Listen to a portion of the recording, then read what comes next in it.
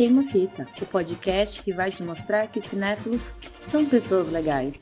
Com Naomi Oliveira, Lucas Lopes, Carol Figueiredo e Matheus Frota.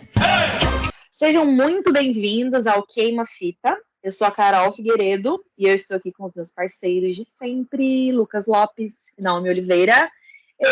Sempre bom estar aqui com vocês. Gente, eu queria compartilhar um pouquinho sobre qual é o nosso processo, né, de decisão de temas, processo criativo desse podcast. Ele é super colaborativo entre a gente também, da gente escutando um pouco. Mas como é que funciona? Normalmente a gente vai jogando os temas num grupo de WhatsApp que a gente tem, né? Nós três e tal. E também antes e depois das gravações. E um dia a gente estava falando sobre um filme que a Naomi ela achava mais ou menos no início. Só que hoje em dia parece que o filme cresceu dentro dela e hoje ela idolatra o filme. E assim, é estranho, pode parecer estranho, né? Uma mudança repentina de personalidade, né? Sei lá, a Naomi é fragmentada, será? Não sei. Mas isso é mais comum do que a gente imagina. Porque existem filmes que, de fato, quando eles são lançados, eles são um super sucesso, eles conversam com a realidade, conversam com um conjunto de valores da época, só que aí eles vão, né, as coisas vão mudando, e eles vão ficando, pera, acho que esse filme não é tão legal assim, e vice-versa, filmes que são super flopados, que ninguém entende, todo mundo fala nada a ver, mas que eles vão melhorando, vão sendo aceitos, viram clássicos cult, e por aí vai.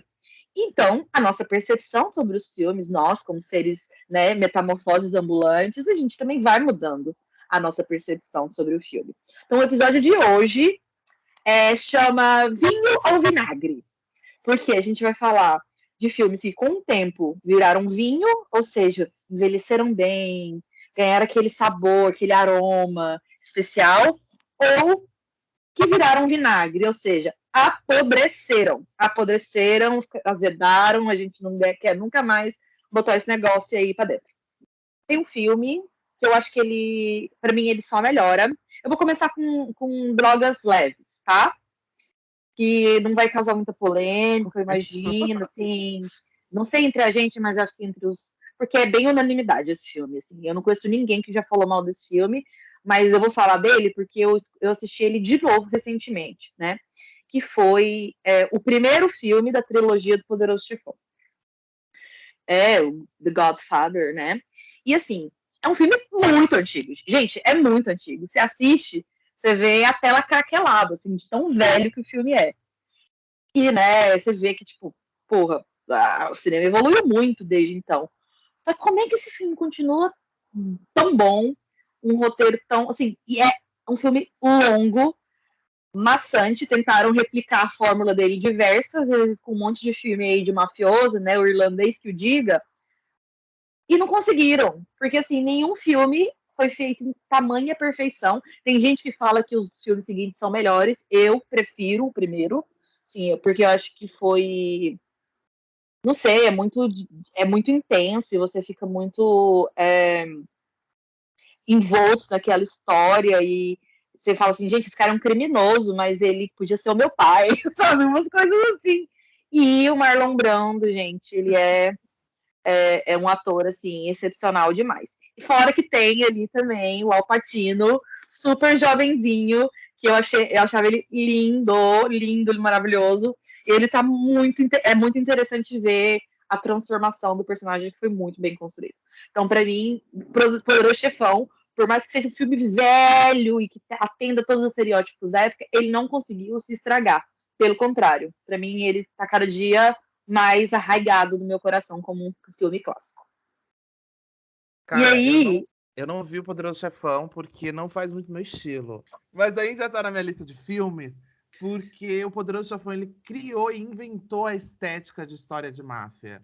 Né? Se você pegar até hoje o 365 Dias da Netflix, que é uma bomba, gente. Olha lá, nossa, ele foi lá no petróleo. Nossa ainda senhora. imita. Se você pegar o Máximo, que é aquele gostosão, ele tem jeitos de imitar o protagonista do Poderoso Chefão. É muito ruim, é muito bosta, mas ainda é uma prova de que ainda hoje a estética de Poderoso Chefão, o estilo, ainda se estende no cinema. Então eu reconheço o valor do Poderoso Chefão, mas não vi. pedir desculpa. Eu também tenho um probleminha com história de máfia, tá? E tem violência, né? Vocês sabem que eu tenho um problema muito sério com filme de violência. Mas meu irmão insiste muito, né? Que eu assista, é o filme preferido dele. Então ele está ouvindo aqui, provavelmente está falando, tá vendo? Não viu? Não sei o quê. Não vi ainda, mas... Vem aí, gente. Vem aí. Eu tentei ver clássicos do cinema com o Lucas. Nem comecei, né? Ele tava lá vendo, dançando na chuva, não sei o quê. Eu não vi. A Naomi perdeu grandes filmes, gente. Dançando na Chuva, A Noviça Rebelde. Lamentável. Grandes filmes. Mas, Naomi, violência dos anos 70, amiga. Provavelmente é um... Amiga, não é tão violento. Sobe. Não. Então, não, a faca nem entra, sabe? Ele mete a faca, a pessoa finge. Eu acho que o rolê é muito mais a atmosfera de crime, né? Então pra mim dá. Eu acho que você vai gostar, juro, assim, separa algumas horas do seu dia, faz, sei lá... na temporada de algumas horas, porque Poderoso Chefão é 3 horas. Juro, eu juro que você não vai se arrepender. Amém. Mas, seguindo o carro, né, eu acho que até foi o filme, né, que a Carol citou. É um filme que, pra mim, eu não costumo ver filmes de novo, acho que eu não vou ver também esse filme novamente, mas, com o tempo, ele foi ficando muito bom. Acho que 1 ano, 2 anos atrás, eu fui ver toda a filmografia do Paul Thomas Anderson, né? Todo mundo sabe que ele é um dos meus diretores preferidos. E aí era o último filme dele até então, né? Poderia ter parado lá, né? Não precisava ter continuado. Que foi o Trama Fantasma, que também é o último filme do Daniel Day-Lewis, que se aposentou, né? Segundo ele se aposentou. E aí eu vi o filme e eu achei o filme bom. Falei, pô, esse filme é bom. Mas... com o tempo, o filme fica muito bom. Eu fico lembrando algumas cenas. O filme, assim, em resumo, o filme do Paul Thomas Anderson não tem uma história, né? Assim, né? Para se contar. Ele vai acontecendo as coisas. Mas é um costureiro, né? Um estilista que é extremamente chato. Chato. Um cara chato. Um mala, que é o Daniel Day-Lewis. E aí ele tem o costume de escolher, né? Uma musa que fica com ele durante um tempo, depois ele tira a pessoa da vida dele. Ele tem uma pessoa tipo a Cidália, do Travessia, assim, que fica com ele, uma governanta chata também, 2 pessoas chatas. E aí mostra a história deles de encantamento com uma moça, e só que a moça, acontece algumas coisas aí, que ele só acha graça nela, só fica próximo dela, quando ele está no momento de fragilidade, que aí eu não vou contar o que é. Então, fez pensar sobre várias coisas, sabe? Sobre relacionamentos, sobre poderes dentro do relacionamento, sobre várias coisas. O filme é muito bom. Com o tempo, ele vai tornando outros significados. Eu acho que eu vou até rever. Mas esse é um filme que realmente virou um vinho, assim, raro, porque subiu até no meu conceito. Provavelmente está ali no meu top 3, Paul Thomas Anderson, e era tipo o meu penúltimo. Era meu antepenúltimo, né? No final tava Jogada de Risco e Vício Inerente. Agora tem um belíssimo, o Tutti Frutti, eu esqueci o nome, o último filme dele, que tá lá também nas condições. Tutti Frutti! Meu Deus. Mas aí, na época, não tinha lançado o Tutti Frutti Pizza, mas para mim agora tá no top 3. Magnólia, Sangue Negro e A Trama Fantasma. Amo esse filme. Vocês assistiram? O Lucas não sei ainda, né? Porque eu ainda tô doutrinando ele no Paul Thomas Anderson. Não vi Trama Fantasma, mas vi Paul Thomas Anderson. Magnólia é muito bom. Mas eu tenho um negócio com o Mestre. Eu acho que o Mestre melhora a cada ano, sabe? Também é outro que melhora muito. Nesse ano de eleições, verdade. Mestre, gata. É um filme que, se você botar numa igreja evangélica pra galera assistir, todo mundo sai de lá quebrando tudo. Se rebelando. Porque, gente, é um filme que você sai se rebelando contra o sistema. É muito bom, eu gosto. O Trama Fantasma eu assisti na época da indicação, né? Porque não faz tanto tempo.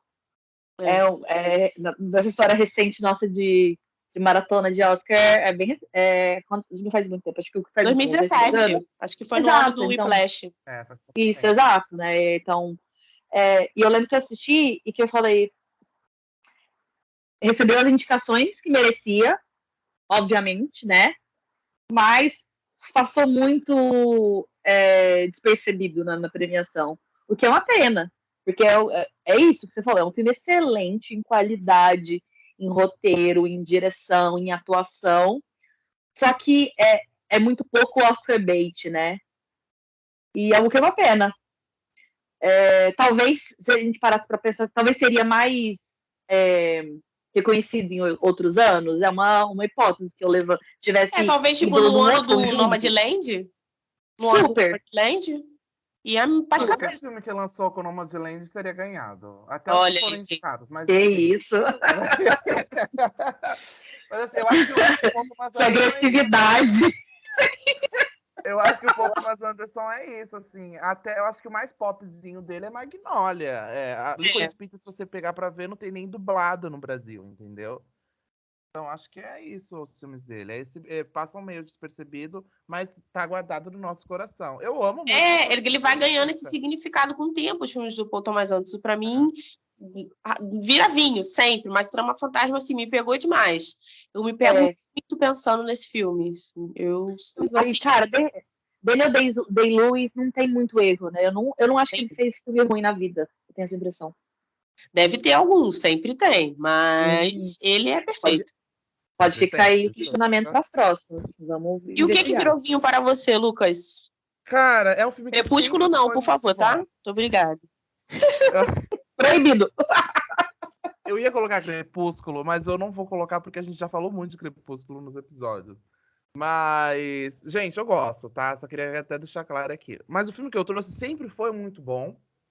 E inclusive, é recordista de Oscar aí, tá? Eu, Lucas, nunca gostei quando eu era criança. Na verdade, eu tinha medo por um personagem aí que eu já vou citar qual que é. E aí, depois dos 18 anos, eu fui assistir e falei, meu Deus, eu tô vivendo a partir de hoje. Antes disso, eu era um ser humano qualquer. Depois que eu vi O Senhor dos Anéis, a minha vida mudou. E é isso, assim. Eu sou a Universal. Não, assim, eu não gostava do Senhor dos Anéis, porque eu tinha medo do Sméagol. Teve uma vez que tava passando. Nossa, eu também teria medo. Tava passando de madrugada no SBT, todo mundo em casa dormindo, eu tinha 7 anos. Aí eu vi o Sméagol, uma cena que o Sméagol finge que faz o Frodo acreditar que o amigo dele tava comendo toda a comida. Gata, quando eu vi o Sméagol, meu olho arregalou e eu desliguei a TV imediatamente. Eu tinha muito medo. Eu tenho pesadelo. Amor pelo Sméagol.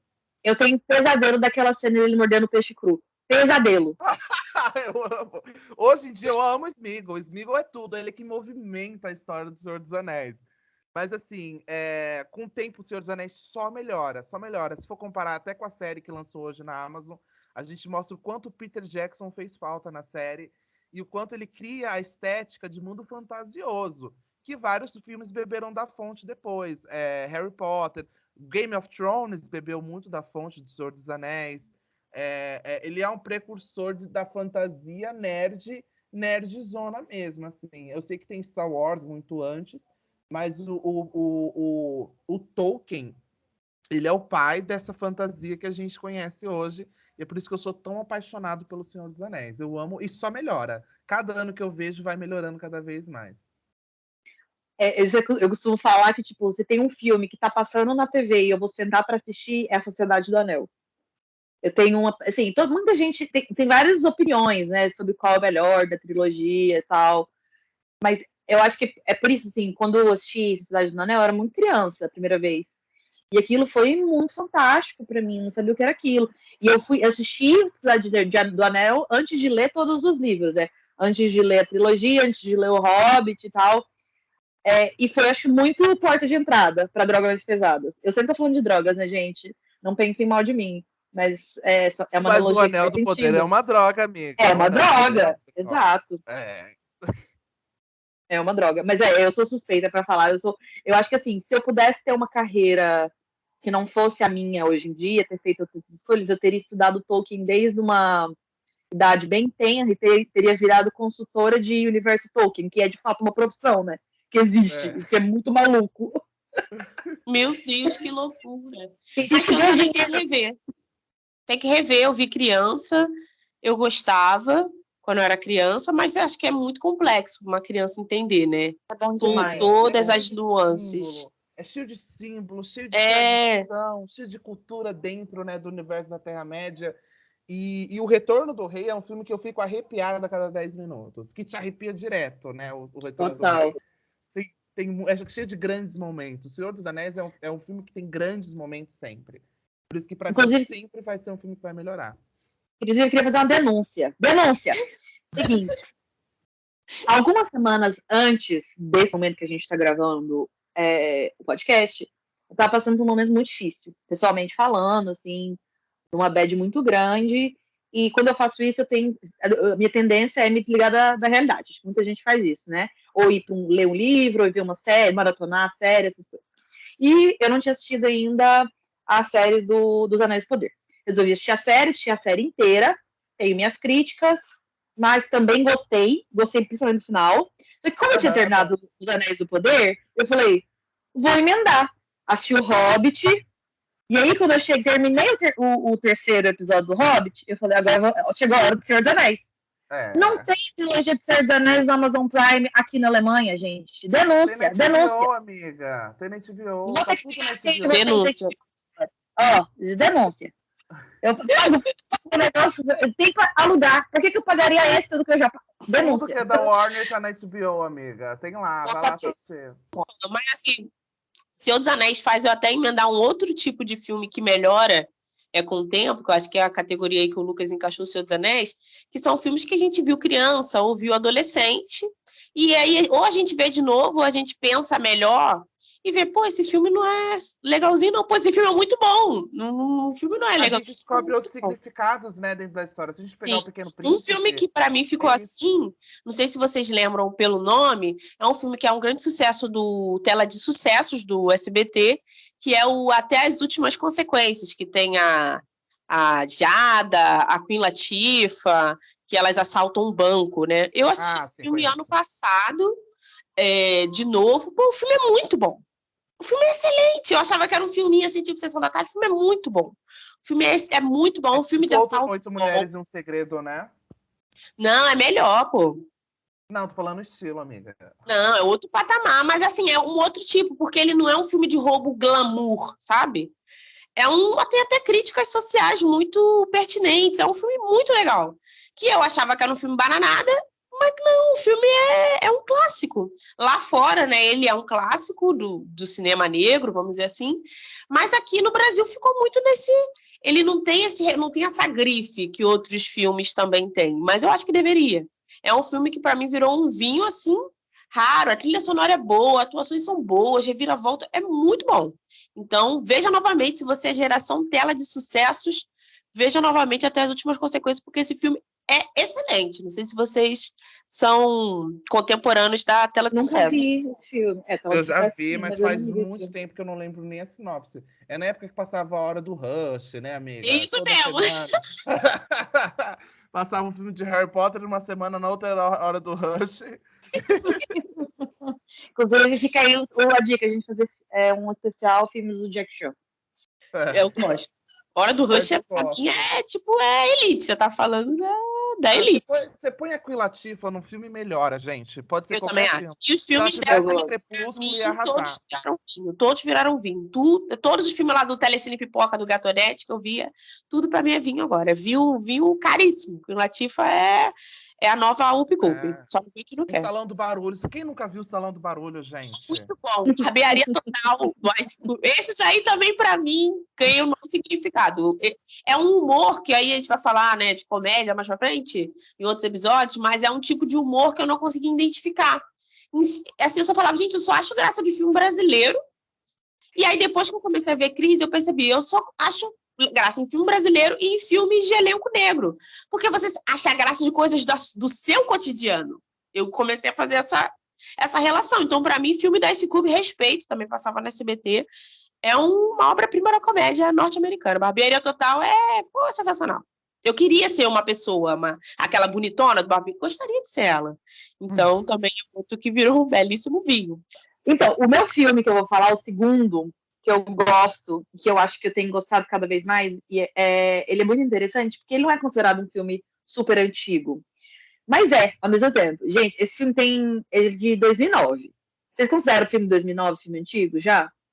Não, porque eu tenho 20 anos, não é antigo, não. O de 2009, o mundo era outro mundo, gente. Vocês não concordam comigo? Não tinha Instagram, cara. Não tinha Instagram. E que filme é esse? Bastardos Inglórios. E por que eu acho que ele tá cada dia melhor? A cada dia eu vejo mais. Eu sei que muita gente não gosta de Tarantino. Eu sei que as pessoas torcem o nariz. Mas primeiro, foi o primeiro grande reconhecimento do Tarantino, né, no mundo do cinema, assim, de... Eu acho que é anterior ao Django, não é? Eu não tô lembrando agora. Mas enfim. Sim, é anterior. Então, eu acho que foi, inclusive, o que abriu o Tarantino mais para esse mundo do mainstream. Assim, a grife Tarantino. Ele entrou nesse mundo e tal. Ganhou o Oscar lá com o cara que faz o Hans Landa. E é um filme que, assim, infelizmente, a gente tem citado ele cada vez mais para fazer grandes paralelos com o que acontece no mundo hoje, né? Que parece que as pessoas esquecem, e aí uma das melhores maneiras de lembrar é ver o que está registrado ali sobre como as coisas são e tal. E ele tem a parte de humor, né? Um humor um pouco mais ácido, que é característico do Tarantino, mas ele também tem uma parte de, tipo, reflexão violenta, que eu chamo, assim, que é do tipo, seu filho da puta, você não quer entender o que tá rolando? Não, olha aqui, ó, da sua cara. Então, eu acho que, assim, eu não consigo assistir e ficar incomodada com o filme, ou de falar, não pegou bem isso aqui. Eu acho que ele... Mas é muito sobre a minha personalidade, não sei se vocês concordam. O que vocês acham sobre Bastardos e Glórias? Tá melhorando ou tá piorando? Eu sou apaixonada, assim. Eu antes não era muito fã do Tarantino porque eu achava ele muito bang bang. Mas chega um momento da sua vida que você quer ver isso, que você quer ver o sangue caindo na sua cara, saindo da TV e vindo na sua cara. E Bastardos Inglórios é um filme que te dá muita satisfação, pelo menos pra mim. Eu sei que é meio triste falar... Eu sei que é meio pesado falar isso, mas é uma delícia ver nazista sendo morto no filme. É muito bom, é muito legal. Vai ser censurado. Ele tentando se justificar, o Lucas tentando se justificar ainda. Não, por nada. Eu sei que é um filme, mas assim, é muito gostoso. Você vê, você fala, caramba, é isso! É um filme muito bom. Te dá uns choques, assim, aquela cena de abertura, por exemplo, é muito agoniante, assim, você fica tenso. Eu parei nela só, parei nela. Toda vez que passar, eu falei, cara, eu não vou aguentar esse filme, não. É muito tenso, mas depois o filme vai melhorando muito, assim, vai crescendo muito o filme. E muito o final bom. Tipo, era uma vez apoteótico, né? Alternativo. É alternativo, mas é um final incrível, assim. Poderia ter acontecido assim, que eu ia adorar.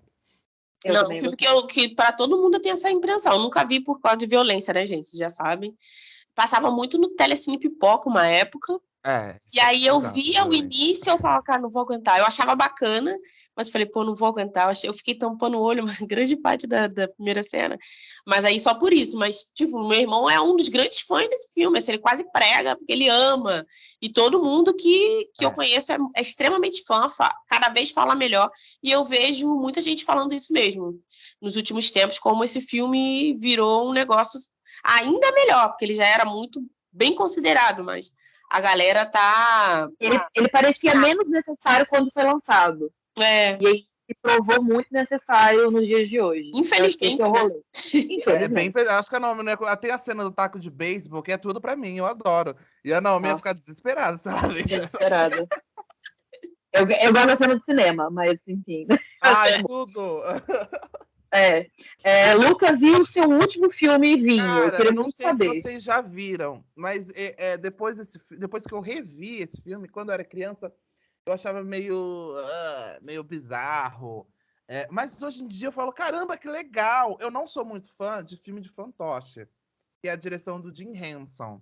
Esse cara, ele trouxe os fantoches para Hollywood, sabe? Ele criou os Muppets, ele criou Vila Sésamo, então ele traz o conceito. O Louro José? Não criou o Louro José. Mas... Tem meu respeito. Ele inspirou o José, talvez. Inspirou, O conceito. Xaropinho. Ele de quem? Xaropinho. Eu já chorei pra minha mãe pedindo xaropinho de Dia das Crianças. Já chorei. Que merda, meu Deus do céu. Mas ele traz o contexto de fantoche. Eu gosto muito. É um filme que tem o David Bowie, gente. Pelo amor de Deus. Labirinto, alguém já viu?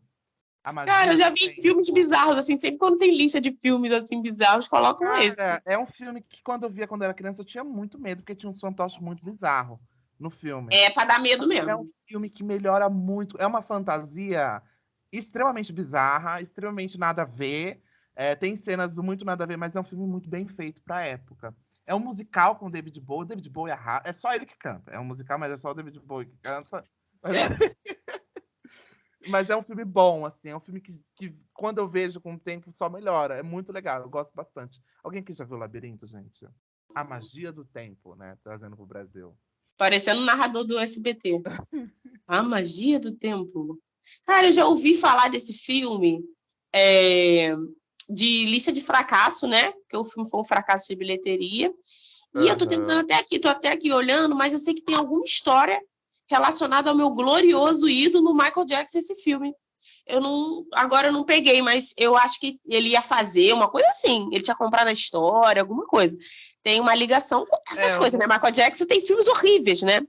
No catálogo, né? O Moonwalk é horrível. Então não me assustaria se ele É extremamente bizarra a história. A história de uma menina super rebelde que amaldiçoa o irmão dela mais novo, né? Falando assim, tomara que os anões venham e te sequestrem.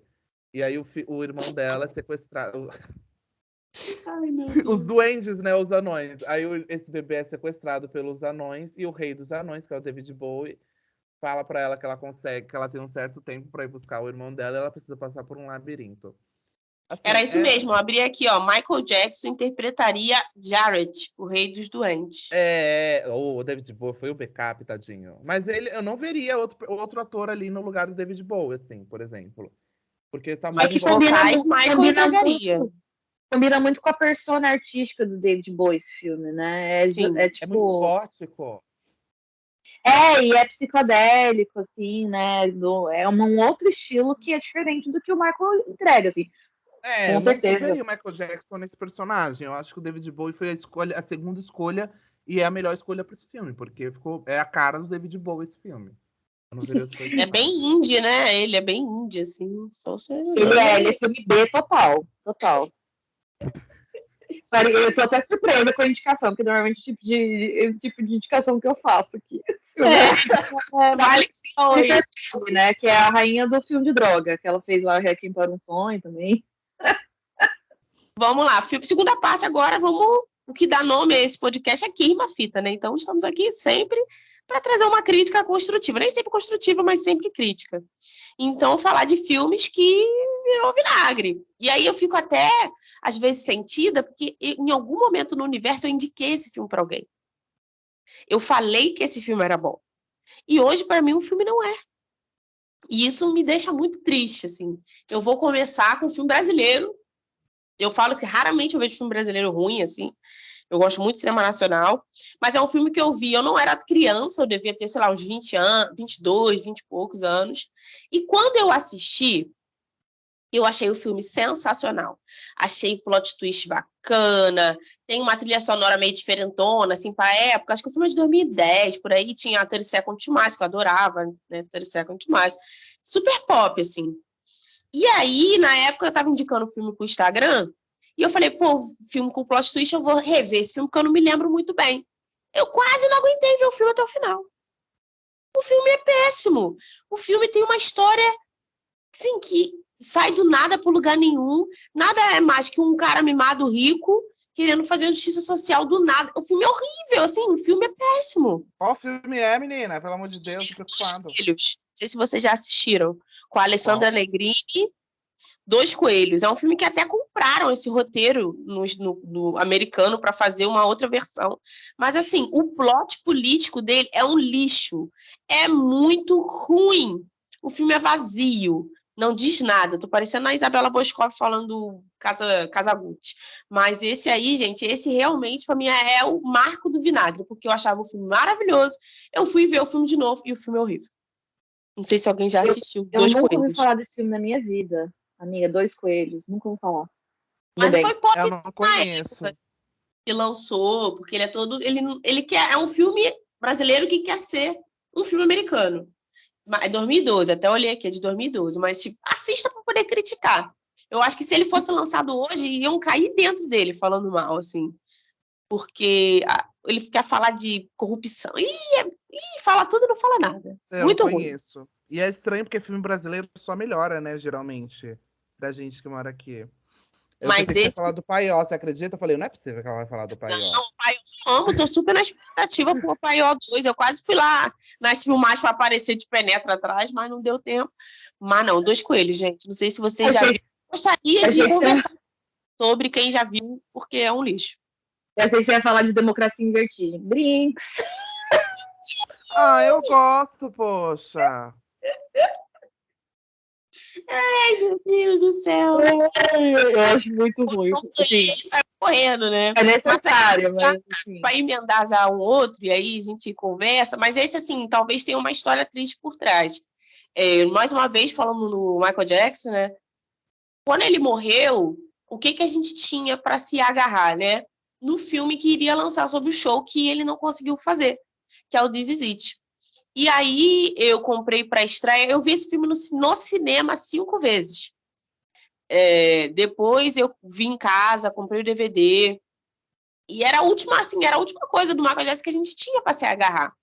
E eu ficava muito emocionada e tudo, mas aí depois o tempo foi passando, a gente descobriu que o Michael Jackson foi assassinado, né, pelo médico dele, e todo aquele filme pareceu uma farsa muito grande, assim. Um show que ia acontecer daqui a 15 dias e não tinha nada pronto, parecia que eles sabiam que o Michael Jackson não ia fazer o show. E aí aquele filme, para mim, hoje, eu vejo, eu fico muito triste, porque o Michael Jackson morreu porque ele estava querendo fazer um show pra gente, pros fãs. Se ele não tivesse se submetido àquilo, ele não teria morrido. Várias coisas. Para mim, ver o This Is It hoje é muito doloroso.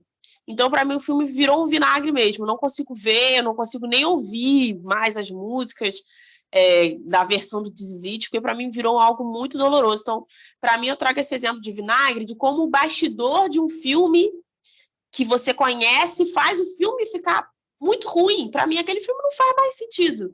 Era um filme que eu amava, que era muito. Eu via todo Natal, momentos especiais eu botava This Is It, mas para mim não dá. Então, não sei se vocês têm também exemplos aí de filmes com mensagens políticas errôneas, como é o dos Coelhos, e também de bastidores aí que deu merda, né? Que é o caso do This Is It. Ô, menina, não chora, não. Tá chorando, Eu não. choro, né? Falo uma colher. Não vi. É documentário, né, esse filme? É tipo um documentário. Eu não vi, assim. Eu lembro que quando o Michael Jackson morreu, eu tinha 10 anos de idade. E todo mundo virou fã do nada, né, do Michael Jackson, depois que ele morreu. E eu lembro que eu comprei um DVD pirata com vários clipes dele. Era tudo, gente. Falei, olha que tudo. E eu me senti o fã do Michael Jackson. Mas não vi o filme, não, ou não, então. E também não vou ver, né? Porque já que você tá falando. Não vê não. Vê os do Spike Lee, que isso sim é o Michael Jackson de verdade. Você viu, Carol? O This Is It eu vi na época, eu gostava muito, meus pais gostavam muito de Michael Jackson. O meu pai chora até hoje de escutar Ben, que é aquela música, porque é o filme favorito da infância dele, ele chorava criança, e até hoje ele Mostra chora. pra ele a versão a capela, lançou tem 3 anos, é lindo. Ele vai chorar muito. Então, meu pai gostava muito, assim, sempre gostou muito. E eu lembro que foi muito triste na época, que ainda pairava aquela aura de, né, do que aconteceu. E cada dia que a gente descobre mais a história, né, se aprofunda e vê toda a questão de, tipo, da exploração da mídia, como rolou, a gente fica cada dia mais. É uma das histórias mais tristes, eu acho, assim, da música, é a dele, com certeza. E esse filme faz parte dessa história macabra, né? Eu lembro de assistir na época, eu assisti tipo uma vez só, porque tava ali no cinema, né? Saiu no cinema e tudo mais. Aquele show do Staples Center, não é? Eu acho que foi muito pesado. Eu lembro que passou na Globo depois também, Sim. Coisa assim. Pra mim, a única coisa boa que ficou é o piti que o Michael Jackson dá com o tecladista, porque não toca do jeito que ele queria. Tipo, ele fica quase 20 minutos do filme, não é isso. Não tá bom. Então, toda vez que eu penso em perfeccionismo, eu penso no Michael Jackson pentelho, no cara que não está tocando a introdução do You Make Me Feel direito. É boa essa parte, é engraçada. O nome, mas você foi uma das pessoas que conspirou falando que ele ainda estava vivo, amigo? Não, eu sempre soube que ele morreu, mas aí eu defendo que ele foi assassinado pela gravadora. Arrasou. Bom, filme meu, assim, é um filme que eu acho que a Carol talvez goste, porque é um trashzão, assim, mas pra época foi um blockbuster, assim. Envolve Brendan Fraser, que eu sempre fui muito fã. E Mas eu fui pegar pra rever. Gente, eu assisti... Você não pode falar mal da Múmia, hein? Gata. Pelo amor de Deus, cuidado aí, hein? Olha Quando eu aí. era criança, eu era apaixonado pelo terceiro, que tem o Jet Li como vilão, A Tumba do Imperador Dragão. Eu fui ver recentemente e falei, meu Deus do céu, que bosta é essa, assim? É muito ruim, assim. É muito estranho. As cenas de ação são muito sem sentido, são muito nada a ver. Mas quando eu era criança, eu via todo dia. Esse terceiro filme era muito bom, era muito cheio de tensão, cheio de romance. Hoje ficou bizarro, assim. Ficou muito nada a ver. Mas a Múmia 3 não é o Retorno do Rei? Que aparece o Escorpião É Rei? o segundo. Esse é o segundo. O terceiro é o que o Jet é uma múmia chinesa, né? É o Jet Isso. Li. Mas assim, é interessante a sinopse, porque a gente nunca pensou sobre múmias de outras culturas que não seja a egípcia, né? Mas, sei lá, esses dias eu fui ver, eu falei, mano, que ruim isso. E foi um que mudaram a atriz, né? Já não é mais a Rachel Weisz. Era isso eu achei que perdeu muita coisa. O Brendan Fraser parece que envelheceu 2 anos e a mulher dele 47 anos, né, coitada? Do nada, assim, no filme. Mas, assim, gosto do Brendan Fraser, tá, gente? Só que, pra mim, esse filme com o tempo ficou nada a ver. Ficou bem estranhão, assim, pra mim. Eu lembro que eu assisti esse filme no cinema. Eu lembro, assim, da imagem. Que tinha as estátuas chinesas lá, né, e tal. Mas eu acho que, assim, a Múmia foi uma franquia que talvez podia ter parado antes do momento que parou. Assim, talvez tenha perdido a mão mesmo. Porque o primeiro filme é sensacional, assim, eu tenho frases. É um clássico do cinema, assim, é uma coisa que ninguém nunca vai conseguir chegar nesse nível. Da Múmia 1. E não vamos citar nem o do Tom Cruise, né, gata? Eu nem fui ver, porque eu achei um desrespeito. E eu adoro Tom Cruise, é um desrespeito à Múmia. Uma curiosidade da Múmia 3 aí é que eu não consegui separar. Pra mim, a Múmia é tudo um grande múmia, sabe? Eu não consigo separar os filmes. Que a moça lá do Tudo em Todo Lugar ao mesmo tempo tá no Múmia 3. É verdade, ela arrasa, né? Uma guerreira, né? Que o marido morreu e foi enterrado embaixo da muralha. É verdade. Gente, curiosidades. Entra nessa categoria de crítica social, mas de uma maneira um pouco diferente, que era mais uma crítica histórica, assim, né? Que é um filme histórico. E eu posso falar desse filme, assim, com tranquilidade nesse momento, porque eu assisti ele literalmente há um mês atrás. Eu estava no avião, voltando, fui visitar o Brasil, né? Eu estive no Brasil há um tempo atrás, e aí eu sempre assisto filme no voo, porque eu não consigo dormir. Então, sempre em voo internacional tem muito filme, e eu gosto sempre de ir nos filmes antigos. E aí eu fui ver um que tinha anos que eu não assistia, que foi um super sucesso na época, e fiquei horrorizada, gente, horrorizada. E o filme é Coração Valente. Gente,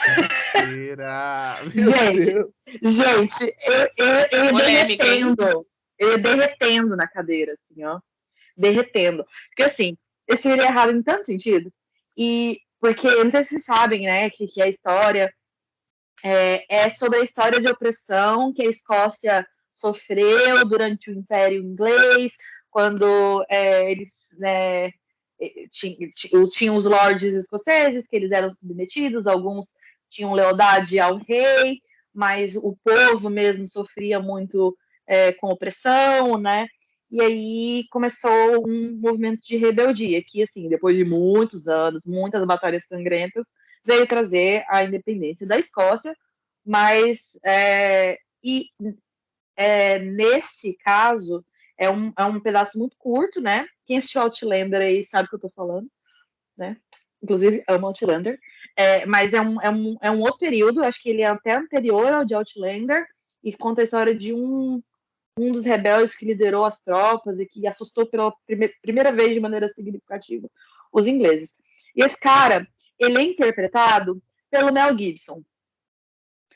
E o Mel Gibson talvez seja uma das pessoas que eu mais despreze no cinema mundial, assim. Eu tenho um problema muito sério com ele. O que não faz ele um mau ator, não é que eu acho ele um mau ator, eu só acho ele um ser humano desprezível, o que é diferente.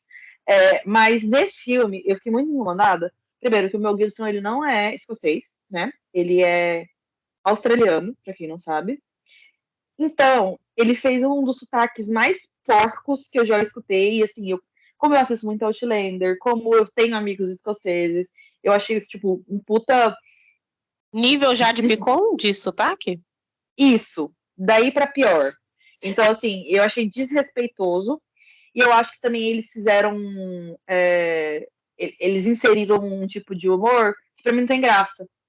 Eles tentaram fazer umas tiradinhas engraçadas, do tipo assim, tem um momento que fala assim, você lavou sua bunda hoje porque ela vai ser beijada. Tipo, eu não acho isso engraçado, sabe? E é o tipo de piada que tem o tempo todo, eles mostrando a bunda no meio de uma batalha, sabe? Pra mim não faz sentido nenhum. E aí tem essa... Ai, coração valente, bravura, coragem, luta. Mas pra mim, do tipo, não me comoveu, honestamente. Eu acho que na época era mais comovente. O discurso, a qualidade dos diálogos pra mim é baixíssima. Enfim, envelheceu mal demais, gente. Eu não sei se vocês viram esse filme já, se já viram recentemente. É tortura, assim. Deixa, se vocês viram e gostaram, não façam isso com vocês mesmos. Assim, deixa a memória boa lá e deixa esse filme no passado, porque eu acho que tem coisa muito melhor que saiu depois, contando a mesma história. Contando a mesma história. Não sei. Vocês já viram Coração Valente, gente? Eu já vi, faz muitos anos. Meu padrasto, põe Coração Valente, assim, meu padrasto e minha mãe amam Coração Valente. Minha mãe é uma fã de Outlander. Inclusive, ela tá assistindo nesse momento que a gente tá gravando, reassistindo a série lá no quarto dela.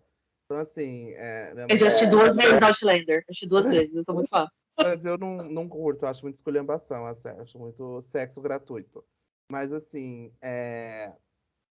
o Mel Gibson, gente, eu acho ele um bom ator, assim, nunca tive problema em relação a ele. Mas Coração Valente eu tenho memórias boas, eu acho um bom filme medieval. Talvez eu acho que vale eu dar uma olhada de novo, mas assim, não via por esse lado assim, igual você, não. Olha, você, eu não me lembro muito bem do filme, acho que eu tenho até rever, mas eu já ouvi pessoas falando sobre isso. E para mim também bateu o Mel Gibson, assim, bateu para mim essa questão do Mel Gibson. Ele é um ser humano desprezível. Tem um filme dele que eu gosto, né? Não sei, também é outro, que é o Até o Último Homem. Eu gostei muito desse filme, mas sim, os filmes do Mel Gibson, ele tem um envolvimento total, né? No filme. Então, me incomoda eu falar que eu gosto de uma coisa que veio da mente de um ser humano como o Mel Gibson. Então, para mim é outro também que tudo dele para mim vinagrou, porque é complicado, né? E o Coração Valente já ouvi essas críticas.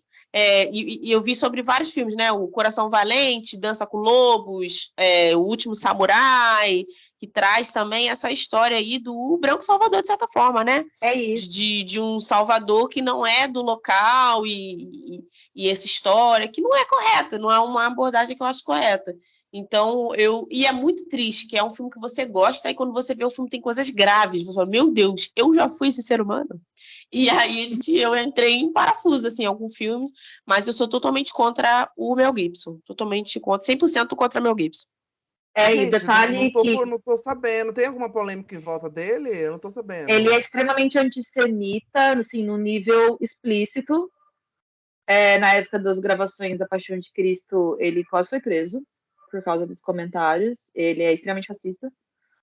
Então, sim, eu acho que nem dê um Google aí, gente, galera, que eu acho que não vale a pena nem trazer os detalhes da desprezabilidade do ser.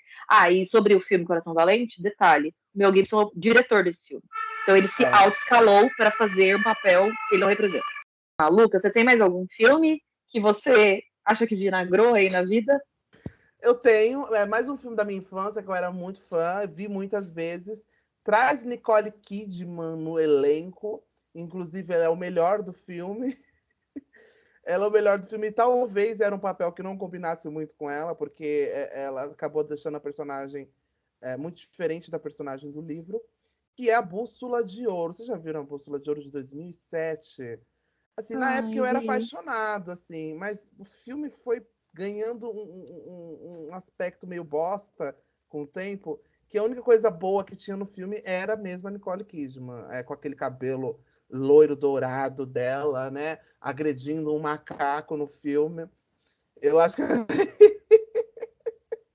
Eu acho que é isso a única No coisa chão, boa. o Jorge Fernando, né? O macaco pintou, né? Pra ter Jorge outra perspectiva, né?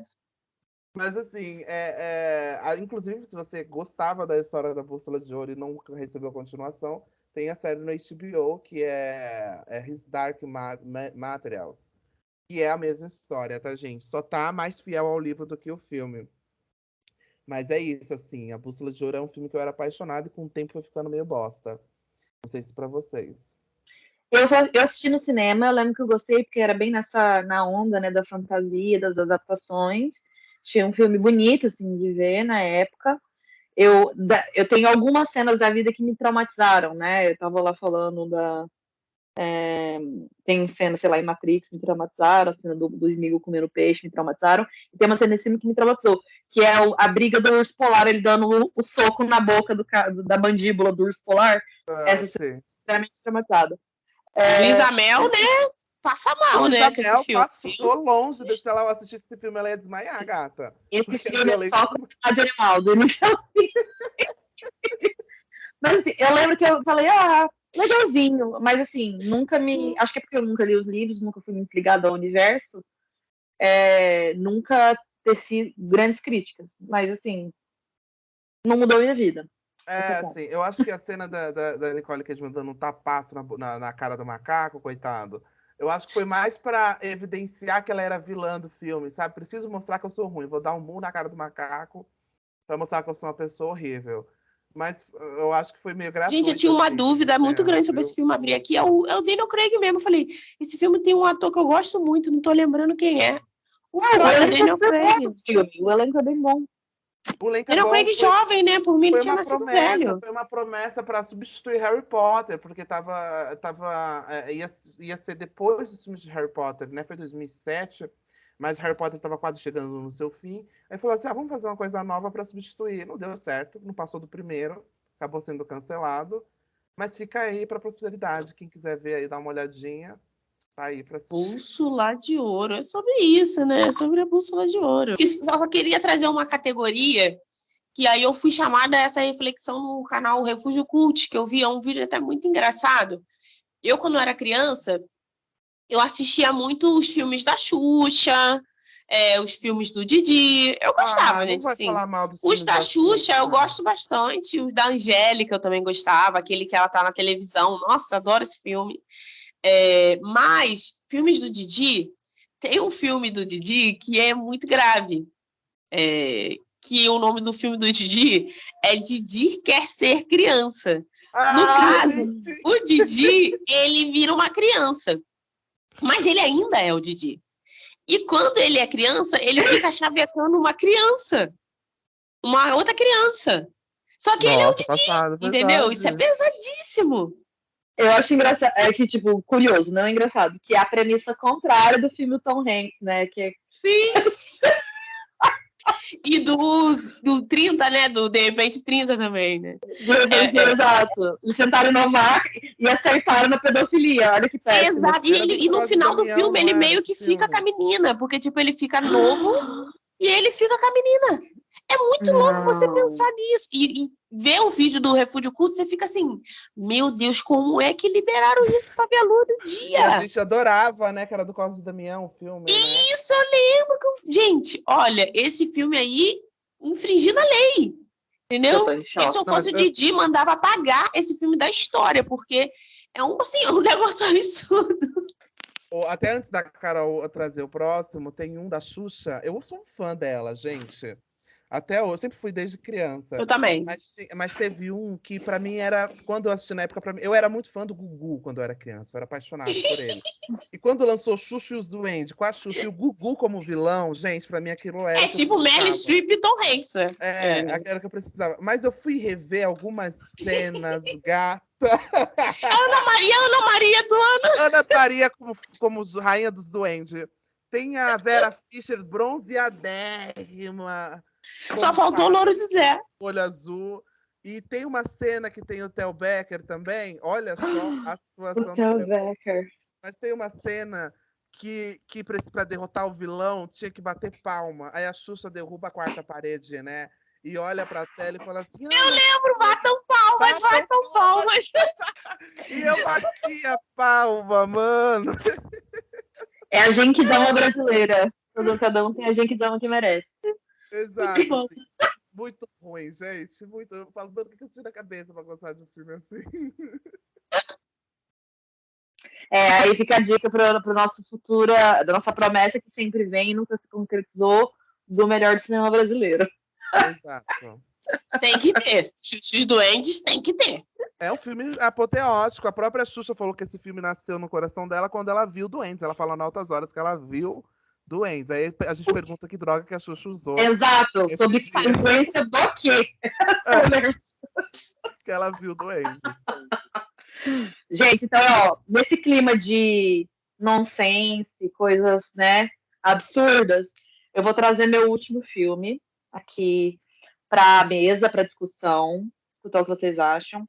E assim, para mim é agridoce falar sobre isso, porque o ator principal dele é um ator que eu gostava muito quando eu era criança. Hoje em dia eu não gosto mais dos filmes dele dessa época, e esse é um grande expoente, mas eu ainda admiro muito a trajetória dele, todas as dificuldades que ele passou, e eu gosto muito dos filmes que ele lançou na idade adulta. E essa pessoa é o Jim Carrey, e o filme em questão é Ace Ventura. Gente, eu gosto muito de comédia. E eu gosto muito de comédia pastelão. Agora, Ace Ventura, ele é extremamente pastelão, né, do início ao fim. Eu acho que ele tem como premissa, né, ser um filme absurdo. Só que ele passa dos limites, assim, absurdamente. E, assim, passar nos limites com algumas coisas meio escatológicas, eu aceito, sabe?